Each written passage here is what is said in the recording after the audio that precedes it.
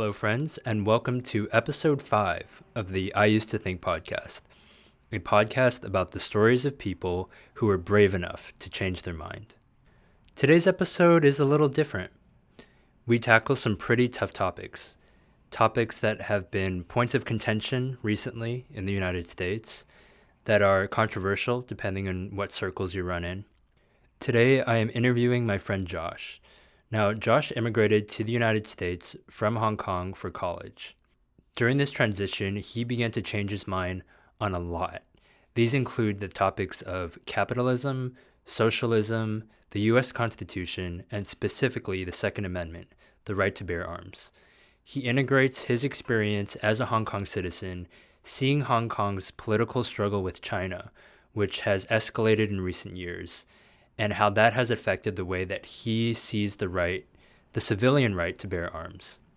To be honest, I hesitated in releasing this podcast episode because of recent events in the United States.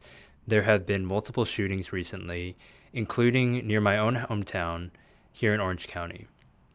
But the more I thought about it, I realized this is the reason I have this podcast, to be able to discuss these topics, no matter how difficult it may be, but to especially hear from someone who has changed their mind, who is on one side and now is on the other. I hope you gleaned some good insight from today's episode. Thanks for listening. Let's get started. Hey everyone, today we have Josh on the show. I'm currently reading from his business card in order to introduce him. He is a magician and mentalist. That's what it says. I don't quite remember your definition of mentalist when you described what that meant. What is mentalist? So in the arts of magical illusions, a mentalist is someone who reads minds, as an effect. What am I thinking right now? I have no idea. Besides, you went to do this podcast with me. So yeah, that's pretty much your full-time gig, right? Magician and mentalist. That's correct. As of right now. That's correct. Yeah. So if any of you are looking for a magician in the area, feel free to give me a call, and I will let Josh know. But seriously, because you've done birthdays, you've done corporate gigs, corporate events. Mm-hmm. So he's the real deal. Thank you. Although we're not here to talk about magic, we're here to talk about something much different. But first, as always, we have to do the icebreaker.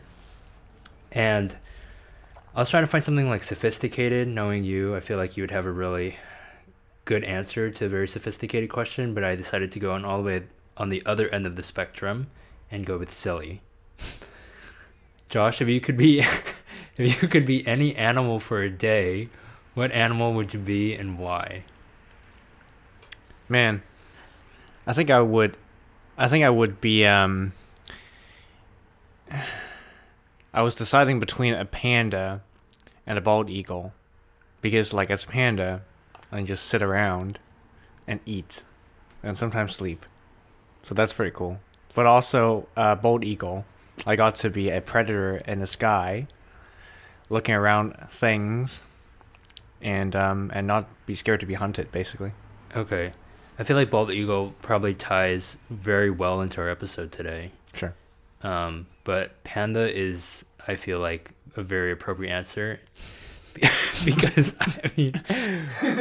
does the bamboo have anything to do with it? No, not really. Oh, you're not a bamboo? Okay. But just the sleeping part. The sleeping part is pretty cool. Like they really fall asleep anywhere. So okay. I've been to a panda preservation center in mainland China before. So is that something you would say of yourself, that you fall asleep easily?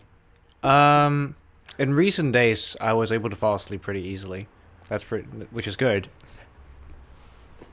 We went over yesterday quite a few notes for this topic, and I'm grateful for it because this is really the first topic that I've had to do prior research about before I did the interview. Mm-hmm.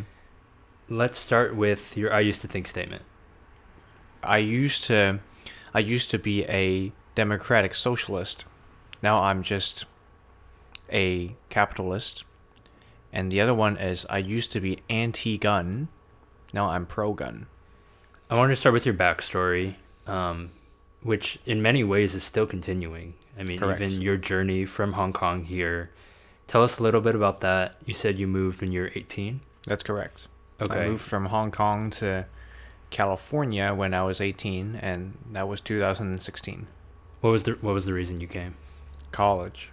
Was that almost a given throughout your entire childhood that you wanted to go to the U.S. for college? Definitely not. Um, I think so in Asian culture, especially if you're from Asia, you do have the aspiration to go to college someday. But I think for most Hong Kong kids, they either want to go to Hong Kong University, which is the most prestigious, highest institution in Hong Kong, or go to the other one, which is called Chinese University Hong Kong, which is also very prestigious in its way. Maybe better at Hong Kong, better than Hong Kong U in some subjects too. And then there's the third one, which is very good for business. It's called Hong Kong University of HKUST, Hong Kong University of Science and Technology. But ironically, it has the best business school in the world. Really? It does. I'm no joke. It does. Did you apply to any of the Hong Kong universities? I started my application for Hong Kong University, but then I didn't submit it. What held you back, or was it because you wanted to go to the U.S.? I just want to go overseas, but specifically to the U.S. Okay. What was your impression once you got over here? I mean, and not just the stuff we're going to talk about today regarding forms of government, but the culture, the people. Was it what you expected? For the most part, yeah. So when I was in middle school and high school, I watched a lot of YouTube videos, and most of the content creators are from all over the U.S., and some of them are from like Cincinnati, Ohio. Okay. And but most of them are from Los Angeles, California. And in fact, a lot of them, even if they are like from somewhere other than Los Angeles, they would all move to LA because back in the day, LA was considered to be the heart of YouTube. So a lot of the things that they portray in those videos, I'm already familiarized. Some of the lingo that they use, I'm already familiarized. When I first got to California, however, I was not in SoCal. I was in NorCal. I was near the Bay Area, and some of the lingo they speak there is a little bit different than down here in SoCal. So there was some adjustments, but other than that, it was not too bad actually. Okay. And which universities did you hear about? Which U.S. universities? As a kid, I've heard of Harvard. I think that's Of course. that's the university that everyone has heard of overseas. But you also got the rest of the Ivy League, such as Yale, Columbia. But other than that, actually one of the schools that I wanted to apply when I was in middle school was your alma mater, UCLA. Okay, well, this is a big topic, and I think one that is much different from the other episodes we've done on the podcast. Sure. Let's start with, so you mentioned democratic socialism, right? That's correct. Okay, I feel like I'm going to butcher that a few times in this episode. No worries. How does growing up in Hong Kong promote that view of government? I'm glad you asked that, and I think there are many things that I can pinpoint to, but probably the biggest influence I can think of on top of my head is the British government during Hong Kong's colonization in the 20th century. Britain in the 20th century has a lot of socialistic policies implemented in their society, such as universal health care, such as stimulus checks, redistribution of taxes to its citizens, and Hong Kong being one of the colonies of the UK, it doesn't mean that every colony of the UK had that, but Hong Kong being one of the more prosperous colonies was able to have that, and they replicated some of the things that the UK was doing. So universal healthcare, redistribution of government money to its permanent residents was part of the what we call in British English schemes for its citizens. And I know that word is like a bad word, sort of a bad word in the US. It's connotated to like an evil master plan, but in British English it's a neutral word. Which term again? Scheme. Oh, schemes. Okay. Yeah. In fact, most of the democratic socialist policies today in Hong Kong, when they're being referred to in English, they're being called schemes instead of Okay. plans. It's just a difference in language, I'm assuming. Yeah, it's like college, university, kind of. The words are different in the UK and in the US. Right. This is something that so this is a part of the interview where I had to do some of my own research, and just to give context to the listeners, Hong Kong was a British colony for 99 years, Yeah. or was it 100? I think 99 is more exact than Okay. 100. Yeah. So it was 1898, if I can remember. Mm-hmm. Feel free to correct me on any of this because I just read it like an hour ago. Mm-hmm. 1898 to 1997. That's correct. Okay. And then obviously during that time, a lot of turmoil with World War II. Yeah. I just learned that the Japanese occupied Hong Kong for Yes. a period of time. For 3 months, 3 years and 8 months. I never knew that. Quite a few, I guess, exchange of power happened during that time. And then if I'm correct, it was in the 70s when it really became like an economic superpower? Or was it a little earlier than that? Well, that's hard to say. I think in the 60s there were already like footprints or not symptoms, because that's a negative word as well. There were already attributes of Hong Kong being one of the world center for economical trade. But the four tigers of Asia, Hong Kong's one of them. The other being South Korea, Taiwan, and Japan. Okay. So One thing I didn't know about, which I had heard about, so the policy that they implemented once Britain gave Hong Kong back over to China. that's correct. I don't know if gave is the correct term, but I think that's the correct term, actually. transferred. Okay, yeah. In 97 was they called it, oh my goodness, I'm blanking. It was like one country, two systems. one country, two systems. Okay. I'm assuming this plays into what you're going to say about socialism and capitalism, but what exactly is one country, two systems? And maybe briefly say where that policy is now, because obviously with recent events, that hasn't been the case. So one country, two systems was a phrase that was being coined between the Chinese governments and the British governments when they were discussing how Hong Kong's going to be like after the handover. When they were signing this treaty is called the Sino-British Declaration. It was signed between with then the Chinese Prime Minister, I forgot his name, and also the British Prime Minister, Margaret Thatcher. And they and that's one of the phrases that you can find in that treaty, one country, two systems. It means that Hong Kong and China are one country. In fact, in the first article of the Hong Kong Basic Law, which a lot of the language from the Basic Law is derived from that treaty, the Sino-British Declaration, the first article says Hong Kong and China are inseparable. So that's one country. But if you if you look a few articles down, in the Basic Law, it says despite Hong Kong being part of China, Hong Kong has its own autonomous government and can be autonomous for 50 years. So from 1997 to 2047, Hong Kong can have its own, the exact language is high degree of autonomy. Okay. Before the official merge of China socialistic policies. There's probably more details that I'm not aware of, but to me, high degree of autonomy just sounds so vague.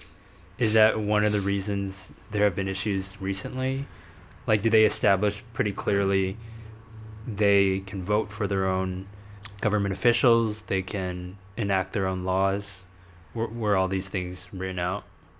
Yeah, so it was written out that there will be, just like the U.S., there will be 3 branches of government: legislative, executive, and judicial. You already mentioned earlier that ways democratic socialism played out was seen like healthcare. Yeah. In your everyday life, what were ways that you saw that clearly played out? And also, if you could talk about education, because I feel like one of the reasons you had that mindset was, I'm sure that they promoted that in the schools, the fact that democratic socialism was the, I suppose, strongest form of government or the right form of government. Certainly. So Britain has, like I said, Britain has socialistic policies in their society. Nevertheless, it's still a democratic government, so that would be considered democratic socialistic government. Whereas for Hong Kong, under the Basic Law, it did say, like I said, the socialistic policies that China practices would not be implemented into Hong Kong for 50 years. And that means that Hong Kong can practice. It's not stated in the law itself, I think, but that means Hong Kong can practice whatever kind of economic policies that they desire to practice, and in this case would be actually by trade capitalism. But then the governments can also legislate these socialistic policies if they desire, just like Britain, and remain the democratic values that Britain has left over for Hong Kong. Education-wise, I remember in 6th or 7th grade, the general science teacher, who the class is called general science, but it's talking about like just common sense. And so it's like a logic class. It's not logic, but like it's talking about like things you need to know about society. Okay. Kind of class. So civil class maybe, I guess. Okay. He talks about like the rights that we have, but also about like how the government works and what kind of rights is guaranteed under the Hong Kong Basic Law. But not just that. It's some of the benefits that we can get because we're for being a Hong Kong permanent resident, such as universal health care, or stimulus checks, or that kind of stuff. And you were, I'm assuming, just fine with how the government was run? Oh, when I was a kid? Yeah. I mean, like, I did saw some problems, but I was a kid, so I didn't know how to articulate them or how to properly criticize them. Right, I was going to say that. Now I'm thinking back. I mean, when I'm 13 years old, all I care about is sports and hanging out with my friends. Mm-hmm. Let's talk about the shift then. And yesterday when we were talking, you mentioned how the U.S. was portrayed in Hong Kong, which was fascinating to me. And it's a question that I like asking my friends who are from other countries because the U.S. is such a bubble. I mean, we literally think the world revolves around us, and there's so much culture. There's so much American culture that has reached other countries where it's become where mainstream culture is usually something American. I feel like, at least that's my impression. So what was the narrative? How did Hong Kong people in Hong Kong see the U.S.? I have so many like distinct memories about the U.S. growing up. I think one of the first ones was I was actually watching a train documentary because I really liked trains as a kid. Okay. Thank you, Thomas the Tank Engine. I never knew this. And I'm not kidding. I love Thomas. But then one of the documentaries that I watched as a kid was talking about steam trains in the United States in the 90s. And that was a fascinating documentary. I was seeing this map popped up on screen, but I didn't know where it was. Now reflecting on it, I'm like, yeah, that's definitely the United States. And it's talking about where these trains are from the different states, which is pretty cool. So that's the first memory, right? But like the other sort of memories that are being portrayed in, I guess common media would be the word to describe this. In common media, such as television or from movies, is that one, the United States invaded Iraq, the invasion of Iraq. So there are a lot of talk about like the President George Bush was saying all these things and responding to 9/11. So that's one of the first things that came to your mind when you thought of the U.S. When I was a kid, right? Yes. I mean, I'm sure a lot of it has to do with that time period. Of course, but that's fascinating. Of course, yeah. Because the entire world is looking at how the U.S. is responding to 9/11 and how it is like how it is invading the Middle East and doing these things. Some other media portrayal would be movies. So there are a lot of gun violence in movies. There are a lot of police violence in movies, and can you think of some American movies that portrayed that? Oh, I forgot the name of that movie on top of my head, but it's about like It's about the end of the world, but it's not 2012. It's about this alien machine that came to the world, and Keanu Reeves was one of the main characters. Keanu in an alien movie. Yeah, I can't recall any, but I'm the wrong person to ask. no worries. If I figure it out, I will attach it to this episode. Totally. So I remember distinctively one scene from that movie is that this police from, or maybe a park ranger, I don't exactly know. This officer came up to the people, and then Keanu Reeves, the character that he was playing, he as an alien he commenced the police car to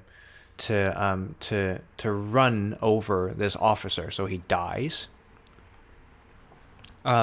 He dies, but the police was not being kind to the other characters. He was forcing them to surrender and stuff like that. And then after he dies, one of the characters, she's a kid. She asked, or he, I don't remember. They ask him to revive or do something about the dead cop.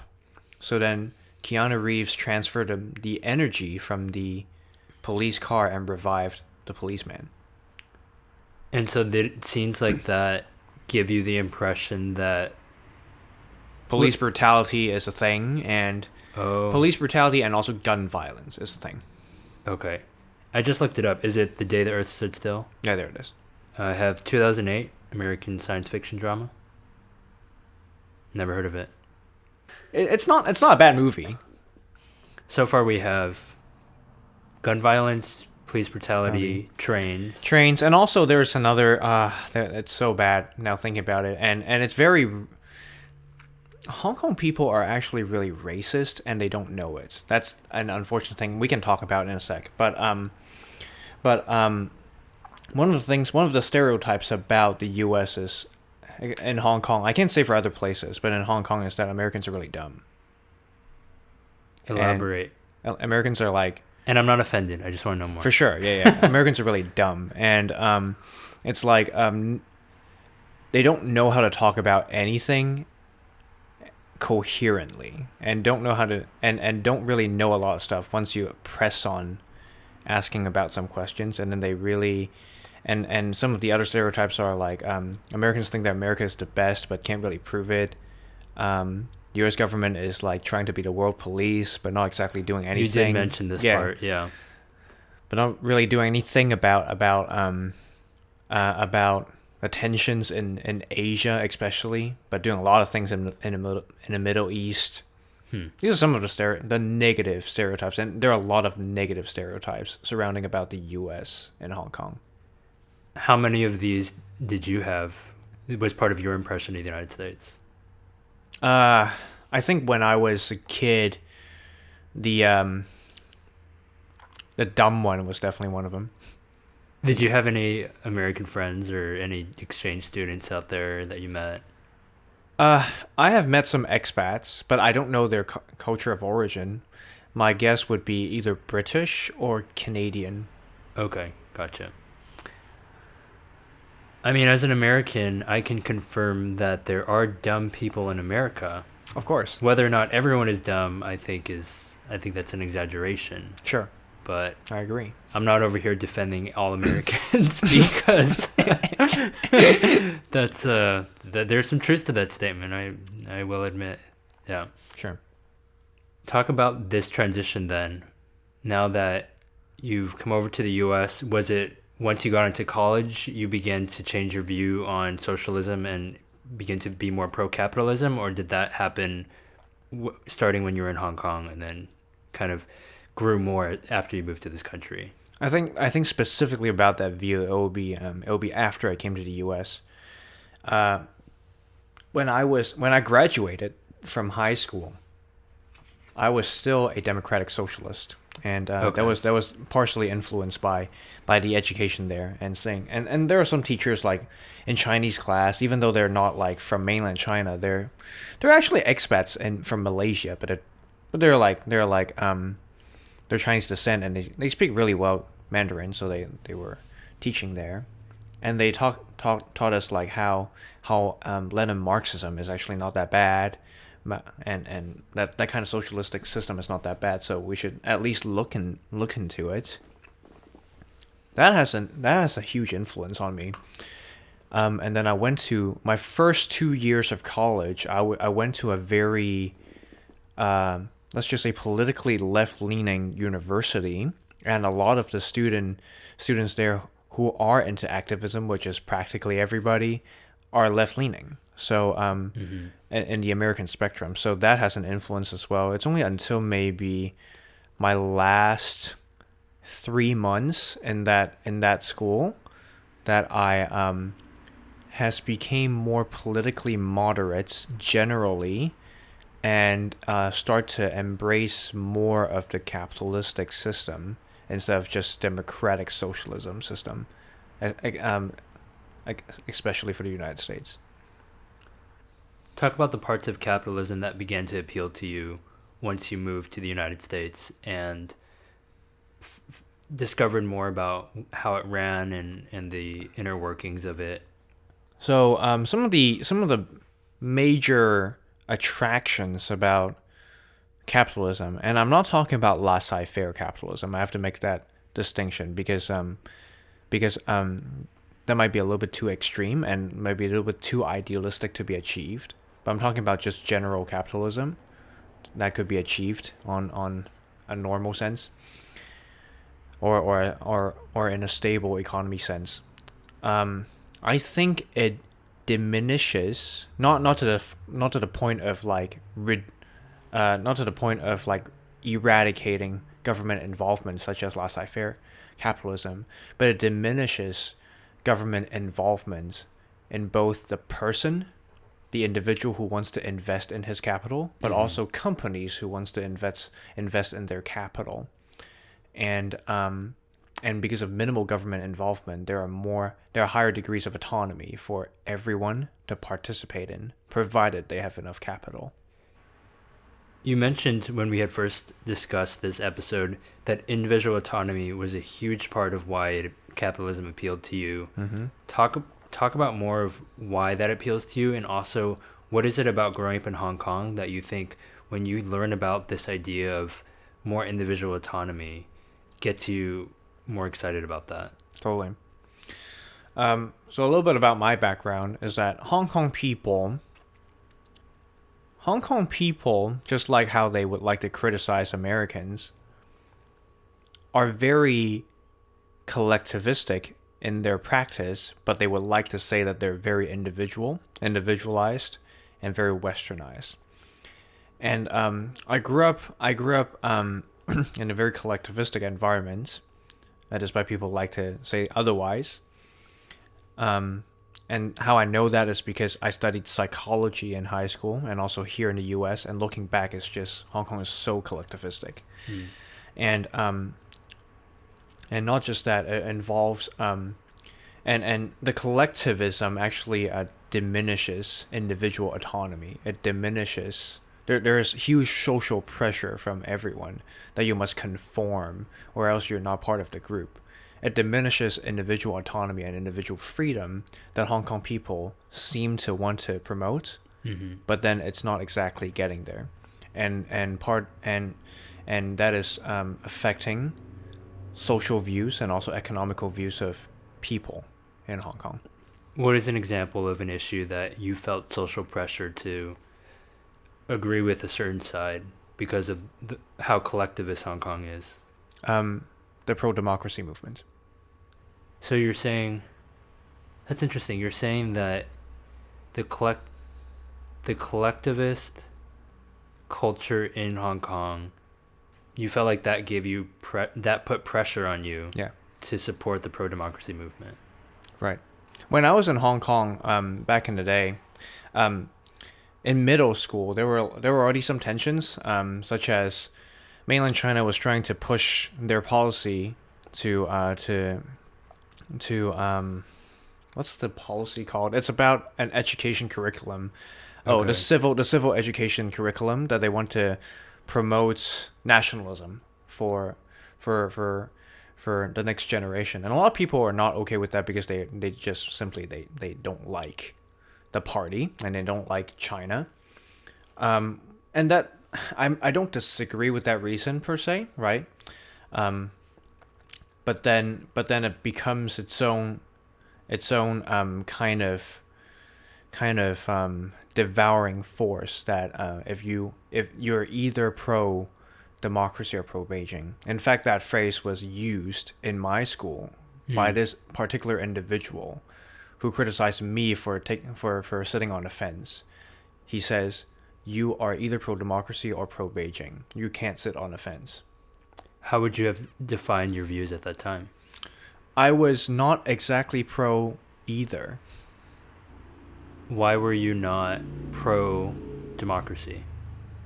I'm pro democracy in the sense that how the founding fathers of the United States wrote the Constitution, but I'm not in pro democracy in the sense of how Hong Kong people define democracy, Which is which is there are democratic values such as individual rights to vote, individual right to speech, religion, and thought consciousness.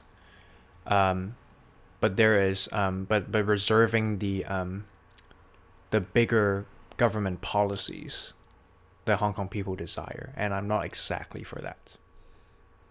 this might be a question that doesn't make sense after I say it Okay. because I'm still processing, but is there a tension there because you're saying Hong Kong is deeply collectivist, but they're collectivist in order to promote like individualistic ideas?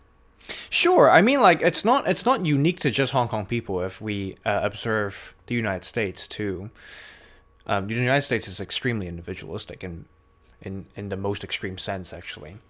But if we look at say how the supporters of Donald Trump for 2016 and 2020, they are doing the exact same thing. It's like this tribal mindset, Right. but in order to promote A particular individualistic ideas. Yeah, totally, yes. Wow, this is something I've never thought about. Why were you not pro Beijing? Because I do feel like Beijing is violating a lot of human right issues that we see not just from the West, but I think as a universal whole.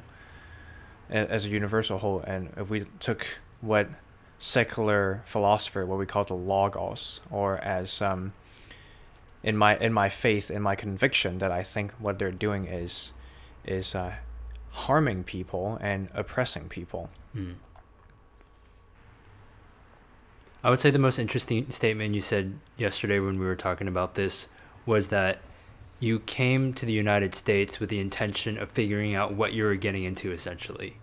The reason you did your research on capitalism, you did your research on how the U.S. conducts its government, is because you were planning to move to this country, Yeah, and you wanted to know your rights. exactly. And so I wanted to go into this conversation about the U.S. Constitution. Sure. And yesterday we went over the Bill of Rights, trying to refresh your memory, and I was trying to refresh everything I had learned in 8th grade.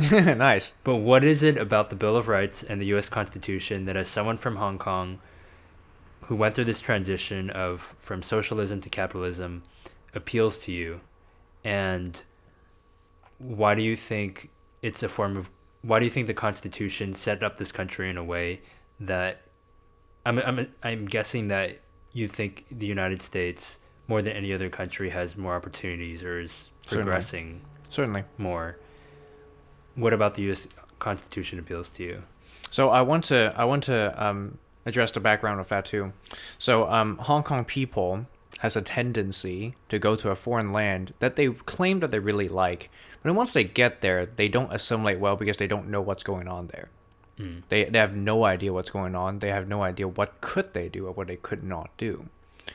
And I don't find that to be an attractive trait or a trait of what we call a global citizen when we step foot into some other country's land. I don't find that to be good. And Plus, side note, I think this is something Americans could really learn from. And I think everyone could learn from that. Yes, too. and everyone. Yeah, everyone else. Yeah. I already have the mindset to go to university, if not to stay in the U.S. for a long time when I was in high school. And I don't want to be oblivious to the things that happens in the U.S. Of course, like on the cultural front, I was watching YouTube videos. I was watching YouTube vlogs. I already know how the cultural mindset is, but I also know that when I step foot in this nation, what kind of rights I'm guaranteed, what kind of things I'm legally protected by the supreme law of this land. Mm-hmm. It is after all, not just the U.S. is not only known for its opportunities, but also known for its rights. The Bill of Rights. The Bill of Rights was inspired by the British Bill of Rights, but also the U.S. Bill of Rights itself has inspired many other sort of republican rights that other republics later would have, and even the rights that are written in Hong Kong are inspired by the Bill of Rights. So there is a lot of history and respect that we should have towards the Bill of Rights, and we should understand why the founding fathers drafted them in the amendments and the Constitution. So I want to know what kind of rights I have when I get here, so I don't get, of course, persecuted, but also I can enjoy them and to use them to further not just myself, but to further my studies, to further my stay here, and just live life here. This is a question that I had never thought of asking.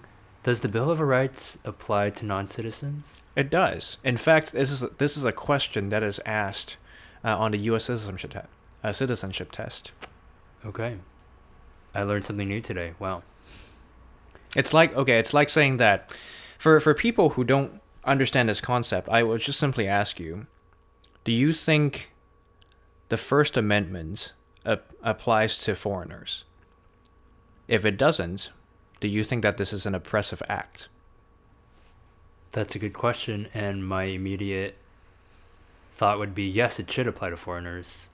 Otherwise, it isn't free speech. Exactly. Especially when you consider Thomas Jefferson's language in the Declaration. He says these are the rights that are guaranteed by the Creator, that they're inalienable rights for every man. For every man, so it's not just for citizens. It's for every man, and the government should recognize it. Right, appealing to the highest power. That's correct. Was the U.S. what you expected after learning about the Constitution and the Bill of Rights? Did you see that played out in your everyday life here, interacting with people, shopping at stores, doing your own thing, trying to get through school? Did you see the Constitution being played out in everyday American society? Certainly. I think one of the first things that I've noticed was how eager some of my classmates are to answer questions. In Hong Kong culture, even though like the freedom of speech, the law of freedom of speech before the decree of mainland China in 2020, it's a higher level of guarantee for free speech back then, but people don't exactly utilize it in the classroom, but only political activists utilize it on the media. And I don't find that to be, after experiencing free speech here in the US, I don't find that to be a full utilization of that right that Hong Kong people used to have, I guess, nowadays. I want to get into your favorite part of this conversation, which is the Second Amendment. Certainly. And we'll start kind of how we did with your shift on your views of capitalism. Mm-hmm. What are the rights in Hong Kong in regards to owning a firearm and civilian ownership of firearms? I should specify. Certainly. Yeah. So law enforcement have the rights to have firearms when they're on duty. But then if you're a civilian and if you're an off-duty officer, you no longer have that right. So there's no right to bear arms in Hong Kong. What is the punishment for owning a gun? I'm not exactly sure, but they will definitely put you away in prison for a long time. Were you anti-gun when you lived in Hong Kong? I was anti-civilian ownership of firearms when I was in Hong Kong. Do you think it had to do with the law? And because there was a law against it, you assumed it to be because there was a law against it, you took that view, or were there other reasons? And again, I mean, we're talking about you in middle school and Yeah, no worries. teenage Josh. So I mean, I think my previous view when I held those views, I adopted how most left leaning or anti-gun Americans would justify their view, such as all other countries that don't have the right to bear arms have less gun death rates. right. You die you probably die slower with you die faster with a gunshot wound, so that if you don't get shot, you can be treated, but you got harmed in some other way, you can be treated easier. You can be easily treated. I think the whole thing was just to avoid gun violence, so that there will be no deaths by guns. Did this have to do with the portrayal of U.S. culture, seeing Yes. all that gun violence? On movies, yes, Okay. and also in TV, there are a lot of news reports from Hong Kong that talks about American gun violence. I'm sure you thought it was just rampant in the country, Yes, happened every day, yes. which I don't know the statistics. I feel like you hear different things all the time, Mm-hmm. but to a certain extent, that could be true. How did your views of gun violence? I'm sorry. How did your views of civilian ownership of guns change moving into the U.S.? When I first got here, I was still like pretty much anti-gun for civilians. It's only until my second year, like I said, in those 3 months, I was watching this video of this conservative commentator. In fact, like he is actually one of the more well-known conservative commentator. His name's Steven Crowder. He did the Change Your Mind YouTube video series, and I have to preface this. I don't exactly support everything that he says. I'm gonna say this right now. I don't support everything that he says, Okay. and I don't agree with everything that he says. Nevertheless, his video on challenging college students about civilian ownership of firearms have caused me to reflect on the actual facts about and the statistics of gun ownership, its death rates, related murder rates, and also about the foundational idea why the founding fathers drafted it into the Bill of Rights. What about that video made you change your mind? Those things. So once again, it was the statistics that are being presented to me that shook my thoughts about maybe getting stabbed and getting shot actually have similar death rates. Perhaps getting stabbed in the stomach, which you have more mass of the stomach to be stabbed, is just as similar as being shot in the stomach, and they're both just as lethal. Some other things such as gun safety. There's actually a gun safety culture here in the U.S. The media just don't like to portray it in movies and also in the news. But there's actually a sufficient gun safety, firearms safety, among people who owns firearms. And lastly, just the whole idea of why the Second Amendment exists on the Bill of Rights in the first place. Why do you think this is one of the amendments that stood out to you the most? Obviously, all the amendments have very unique freedoms that are helpful and that give people unique opportunities in this country. What about the Second Amendment caused you to really latch onto it? Because, first of all, it's one of the few amendments that other nations copied into their rights. What are examples? Pardon me? Some other examples? Yeah. So one of the few amendments that other nations did not copy. I apologize. Oh. Yeah, this is one of the few amendments that the other nations, when they're writing their rights, did not copy. Okay. especially modern nations. Are there any other nations that allow for civilian ownership of guns? Yes, but they're less. They're more restrictive than the U.S. Okay. So, for example, Canada actually has that, but um, ammunition per magazine is limited to 5 rounds instead of in the U.S. Some states have unlimited capacity, and then in some other states it's 10. I think the Czech Republic also has the right to bear arms, but it's a little bit more restrictive than the U.S. in the sense that you need to get a gun license. Now, that's of course in the U.S. varies between states, but generally speaking, it's accessible compared to the Czech Republic. Why do you think it's so important for U.S. citizens to be able to own guns? I think the core principle really is why the founding fathers drafted into the Bill of Rights. It's because the founding fathers were fighting against tyranny at the time. The founding fathers established the United States in order to revoke the tyrannical measures of the United Kingdom for taxation.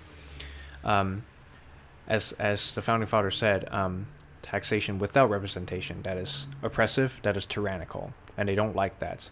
And one of the key moments of the American Revolution was George Washington's command to have these Minutemen.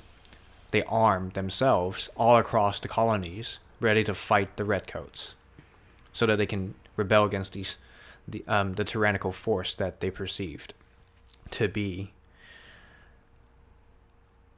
And I think this is Washington himself said it. He said that every man should have the right to defend himself against any tyrannical forces that comes to get him, even his own government.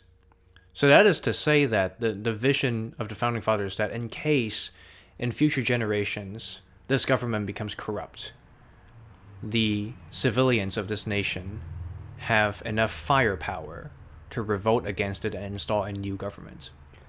Does this lead back at all to the way things are playing out right now in Hong Kong? Do you see how the situation could be different if Hong Kong allowed civilian ownership of firearms? Certainly. Not only that, but if people in Hong Kong are more open-minded for civilian ownership of firearms and see how things would have planned out, I think the democratic movement would be a little bit more persuasive. Just a little bit more persuasive. I can't tell there's sarcasm in that. No. Just a little bit. Okay. So things are still it's pretty hard still to change the tide then, you think, in Hong Kong right now? No, I think Hong Kong people are just going to be like, I'm afraid of gun deaths. And they don't want to own any of it. They don't want to be responsible for gun deaths, for accidental discharges or they themselves getting shot. Another thing that I think the democratic movement has a lack of discussion that really led me to not support it was the lack of discussion of having an army. The lack of discussion of having a military post-independence.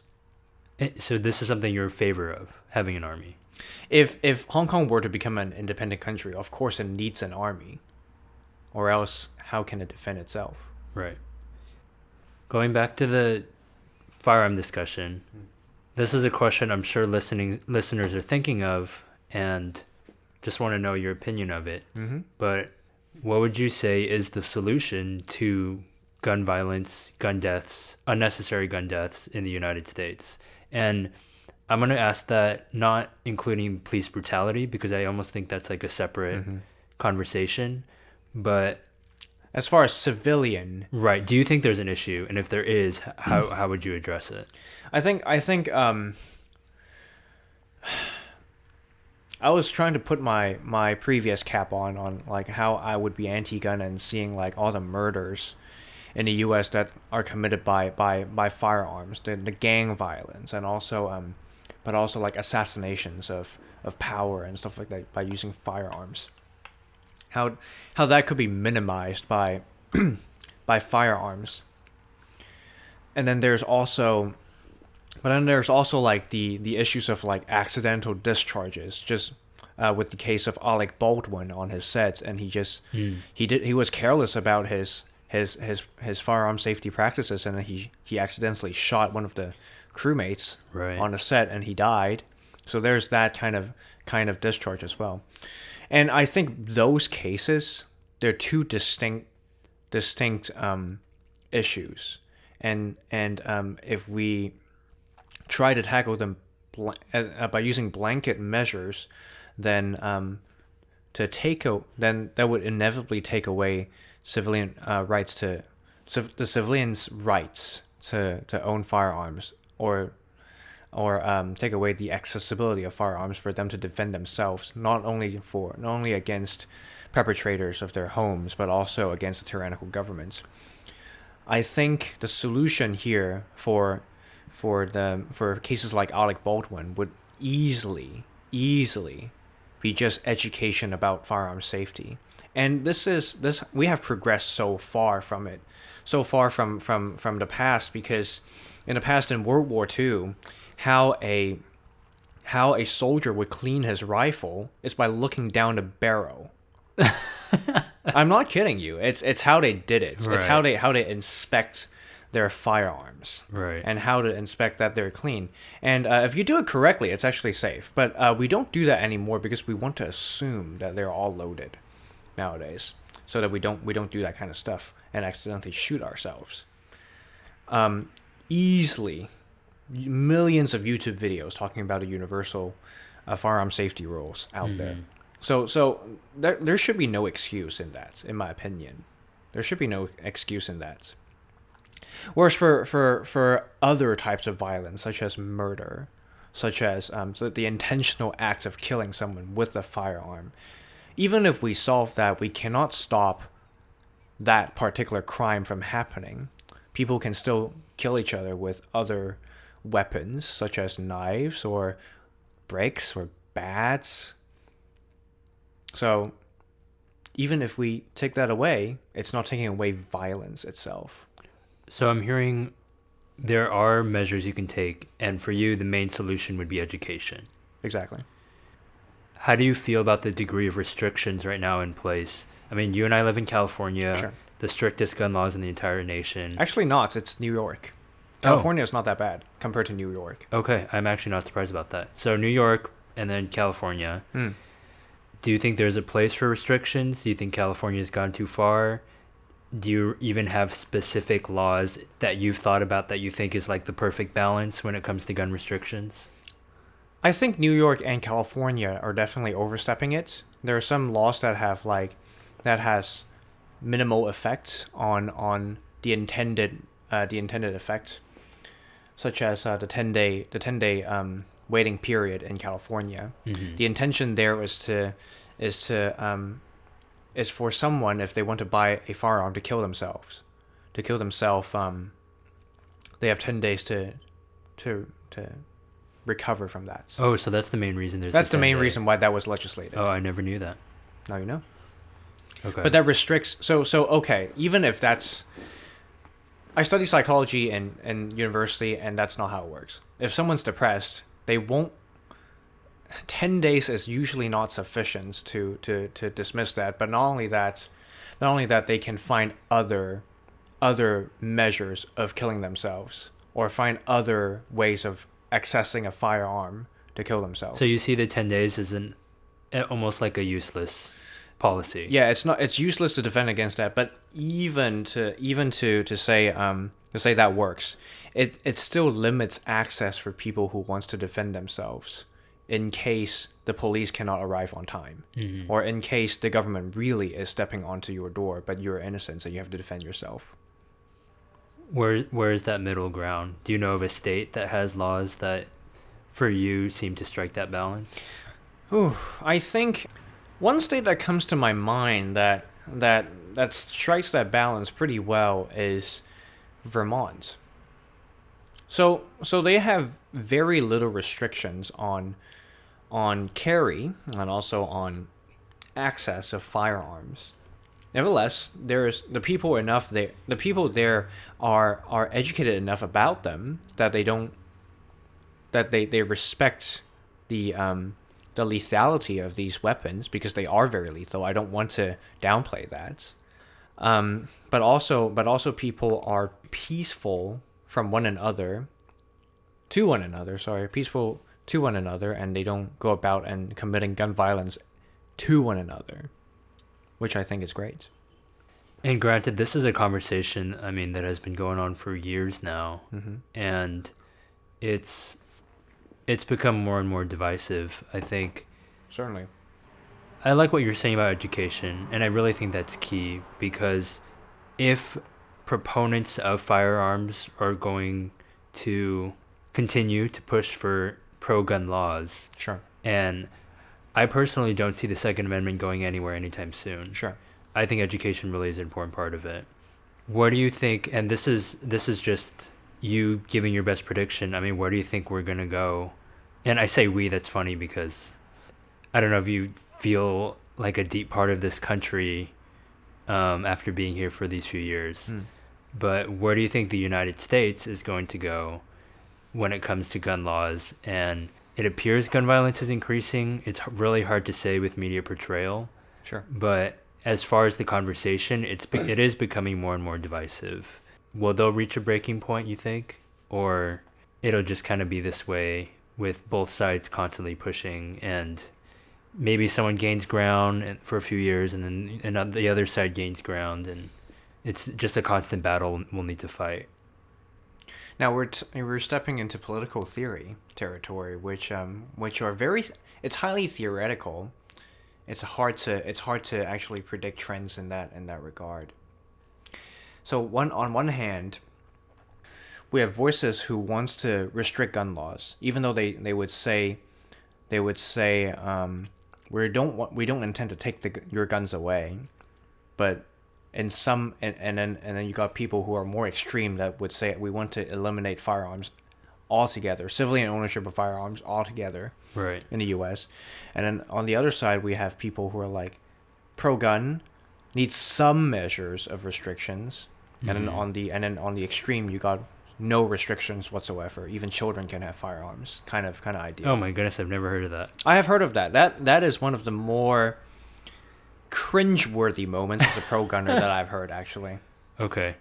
I feel like it's safe to say that is never a good idea. I would agree. Okay, even I'm glad. Even as a pro-gunner, I must agree. Okay, but back to the political theory discussion. It's based on the rights in the U.S. You have freedom of speech, freedom of thought, the First Amendment, which comes before the Second. People who are pro-gun generally take this idea that the Second is there to protect the First, which I don't disagree. Without civilians being able to defend themselves and defend the things that they say, speech is just speech, and they don't hold to the same extent of power that when they have firepower to back that up. Freedom of speech, if that is enforced, not to restrict speech, but to promote free speech, then people would naturally have different voices come about, and some policies are going to gain more foothold, and then some policies are going to not gain as much foothold in a certain time period. But then the whole other side of the consequence of say anti-firearm people get their legislation in, we see a trend in history that when you hand over rights, so you just hand over a little bit of your rights, a little bit of your firearms rights, or a little bit of your speech rights to the governments or to people who are in position of power, you don't get them back usually. You usually just permanently lost it as the people. What's an example of a freedom that has been compromised slightly and the result of it was not receiving that freedom back? It's not compromised, it was just taken away. But okay. The speech law in Hong Kong. Oh, so you're talking about looking at history in general and looking at other countries. Okay. Oh yeah. Right. Because I think the founding fathers correctly acknowledged this, is that when the people have rights, they have power, and they hold ownership of the particular nation that they reside in. Whereas if you strip their rights away but give them to the government, then the government has power, and the government could use that to oppress them, to oppress its people. Where do you predict the situation in Hong Kong is going to go? I think since any sort of anti-Chinese government speech is censored effectively, there will be no more sort of that voices being portrayed publicly or overtly. Everything has to be done covertly or in a very subtle sense. The spirit might live on for this generation, but if nothing is to be done, then it will just die, and Hong Kong would just and there will be no more voices for supporting the democratic movements or any sort of moderate voices. The only sort of change I can see happen if there were changes about that is NATO stepping in. Like a third party coming in. Yes, but then when that happens, that means World War III. So we talked about this yesterday. China has pretty clearly violated that 50-year agreement already. Mm-hmm. When I was looking up articles today, I mean, they just passed a law I saw June of last year regarding people can be bugged and their homes can be wired, and if they're suspected of doing something to overthrow the government. Yes. I mean, that is, I don't know how it gets more blatant than that when it comes to violation of freedoms. Totally. I think I don't remember exactly where in the basic law says this, but I think Hong Kong police used to also need a warrant, just like how the U.S. has the Fourth Amendment that the government cannot just barge into someone's place and then take their property or to inspect their property. Hong Kong also has that law until that decree is passed, so that decree effectively overrides that. So a freedom is taken away. I want to close with this. As someone born in, and I think you have a very unique situation because you alluded to this earlier, Hong Kong is sort of that middle ground, and it literally is a middle ground between the Western world and I guess China or Southeast Asia. Sure. And there's a reason it's been fought over so heavily and why it's become such a economic hub.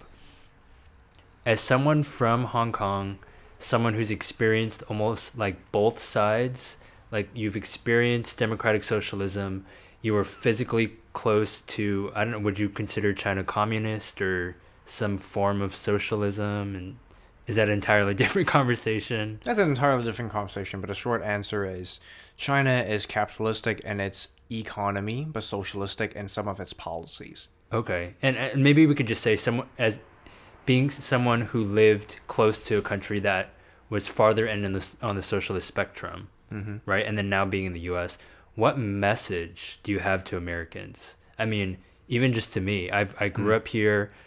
I know the Bill of Rights, but it's not something I've really had to think about because I live it every single day. And I don't know what it's like to have to consider the advantages I have with the freedoms that the amendments provide. What is your message to Americans? Is it like you guys need to appreciate it more? I've definitely heard that before from people from other countries. My mom's from Taiwan. I've heard her say things like that before. Or do you think what do you have to say? I think appreciation of the Bill of Rights is definitely one of them. Okay. Because as I said, I think the founding fathers were right. Like, the rights of the citizens of a particular nation are not always guaranteed. People always think that when I asked him about like the pro gun question, I asked him, do you think, what would you do if someone comes to your home and robs you? Call the cops. Oh, okay, yeah, that's very reasonable. As a pro gunner, I also think it's reasonable. I won't say that I would pull out a gun from my concealed carry holster or something like that. I think that's reasonable. Right. But then I asked them, what if the person who comes to rob you is the police? Okay, so we're getting into defending yourself against the government. Exactly. What if the person who comes to rob you is the police? Worse, the military. Worse, the government itself. And then they always say, well, that's not exactly happening. And I say, it might not be exactly happening in the US, but it's happening everywhere else in the world. Not exactly everywhere else, that would be exaggeration. But look at my homeland. Mm-hmm. Your rights, your freedom of right to free speech was taken away. If that happens here in the US, people all over the nation will be enraged, regardless of your political beliefs. You will be enraged by that. If your rights to privacy from government inspection and unwarranted research, unwarranted search from the government, you would be enraged, and you have the rights to sue the governments, and you might take it for granted. But a lot of places on planet Earth, such as mainland China, now in Hong Kong, and Russia, doesn't have that right, or it's poorly enforced. If Thomas Jefferson was right about his phrase in the Declaration, which he says, these are rights that are guaranteed to man, given by his creator, and they are inalienable rights. If they are true, then we have to think of how valuable they are, and when authoritarian powers use them to oppress you, how would you respond? Then you would probably came to appreciate those rights more. I like your reasoning behind these because they're deeply experience-based. Sure. And it's something that comes up in my conversations with other people because you can argue things logically, you can argue things emotionally. Arguments through experience is extremely powerful, and I think has a validity in and of itself. Sure. It's a reality. It's someone's reality of what actually happened to them. Right. And so I think part of what the value that comes through this interview and why I really appreciate you talking about this is it's one thing to have an argument and for it to stand alone and to just hear it from a general source, whether it be Wikipedia or the media or even some rant someone goes off on Facebook. It's another to hear the reasoning and the argument and then to hear the person's story giving the argument, and then you did exactly that. You connected your story to your reasoning.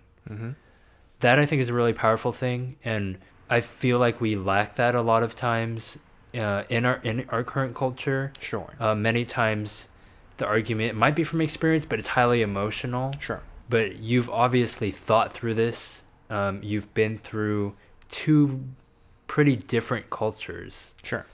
So yeah, I really appreciate you giving your viewpoint, and I hope with listeners, they can take that into consideration in the same way that I hope if they heard the story of someone that had a different viewpoint than you, they would take into consideration their argument as well. Sure. Is there anything that you want to add about your story, about your views on government or this country? I have a general thought about like just being respectful of like people who holds different views. Hong Kong people like to say that, once again, very westernized, and Western nations are very and people in the West are very respectful in one another. That's the stereotype. But then Hong Kong people themselves are not generally respectful of people who holds different viewpoints, and regarding to the policies or the political tension that is happening there now, but also back in the mid 2000s, mid 2010s. in the U.S., people are generally more respectful, even though media portrayal are portraying the divide. I think there is a great respect for people, but then there's always people who are, like you said, heavily emotional, or they just want to push a certain viewpoint without taking into consideration or listening to people who give these opposing views. And I really do want to say that if we were to listen, if we were to respectfully hear one another and to examine each other's viewpoints with good faith, with good integrity, I think we might actually progress to a better place. Not just for my Western listeners, but also for my Eastern listeners. Right. If you truly consider yourself to be influenced by Western thoughts, please consider this. Very well said. And as you were saying that, I've realized that your viewpoint is also unique because there's just so many variables that have gone into this. I mean, it's not just political theory. Like, this is different countries, Hong Kong's very unique history, your own very unique history. Like, again, you're not pro gun just because you like shooting things. Like, oh no, like there's so much that has gone into this. To be honest, the last thing I want to do is shoot someone. I don't hope there is going to be a revolution in the U.S. that requires an uprising of the civilians. Right, and I think that's a good point to make. Yeah. Like, you're not out here like itching for the government to come through your door and like shoot a government official. Right. No. And also, I know that because I know you as a friend and you're a good guy. I try to be. That's a really good point. And the more we listen, it's one of the reasons this podcast has been so important to me, is it gives up people the opportunity to listen. And again, I really appreciate you giving your thoughts and telling your story. No, thank you for your time. Thank you for letting me be on here to talk about these things.